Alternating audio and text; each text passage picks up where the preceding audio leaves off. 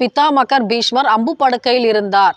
அவர் மனதிலே ஒரு எண்ணம் ஓடிக்கொண்டிருந்தது. அவருடைய தாய் கங்காதேவி அவருக்கு ஒரு வரம் வழங்கியிருந்தாள். அது என்னன்னா, நீ நினைக்கும் போது உனக்கு மரணம் வழங்கப்படும் அப்படின்னு. ஆனால் இவரால் இந்த வரம் இப்பொழுது நிறைவேற முடியவில்லை. அதற்கு என்ன காரணமாக இருக்கக்கூடும் என்று ஆழ்ந்த யோசனையில் இருக்கும் பொழுது வேதவியாசர் அங்கே தோன்றி அவருக்கு ஒரு நல்ல கருத்தை கூறினார். அது என்னன்னா, பிதாமகர் பீஷ்மரே, நீங்கள் நினைக்கும் போது உங்களுக்கு மரணம் நிகழ வேண்டும் என்பது நீங்கள் கேட்ட வரம்.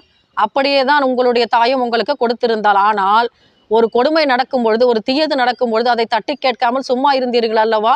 அதுவும் அதர்மத்திற்கு ஒப்பாகும் அப்படின்னு கேட்கும் பொழுது பீஷ்மர் கேட்கிறாரா, நான் என்ன தவறு செய்தேன் அப்படின்னு கேட்கும் பொழுது வேதவியாசர் கூறுகின்றார், துரியோதனுடைய சபையிலே திரௌபதி துகிலுரியப்பட்டால் துச்சாதனனால். அப்பொழுது ஒரு அபலையின் குரலில் அவள் கேட்டாள், என்னை காப்பாற்றுவோர் யாரும் கிடையாதா அப்படின்னு கேட்கும் பொழுது நீங்கள் அதை பார்த்து கொண்டிருந்தும் கேட்டுக்கொண்டிருந்தும் உங்களுடைய வீர மிகுந்த தோள்கள் அமைதியாகத்தானே இருந்தது.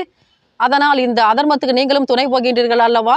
அதனால் தான் உங்களுக்கு நினைத்த போது உங்களுக்கு அந்த மரணம் நிகழவில்லை அப்படின்னு கேட்கும்பொழுது அதற்கு நான் என்ன செய்ய வேண்டும் அப்படின்னு கேட்கும் பொழுது வேதவியாசர் கூறுகின்றார், அதற்கு பரிகாரமாக இந்த தீயதை சுட்டு பொசுக்கக்கூடிய திறமை சூரியனுக்கே உண்டு அப்படின்னு சொல்லி அர்க்கபத்திரம் என்று சொல்லக்கூடிய இருக்கை இலைகளை பிதாமகர் பீஷ்மருடைய தலையிலும் தோள்களிலும் கைகளிலும் வைக்கும் பொழுது அவருடைய அந்த அதர்மம் அழிந்து விட்டது. இதுதான் ரத சப்தமி தோன்றியதற்கான அற்புதமான முன்னுரை. ஜெய் கிருஷ்ணா.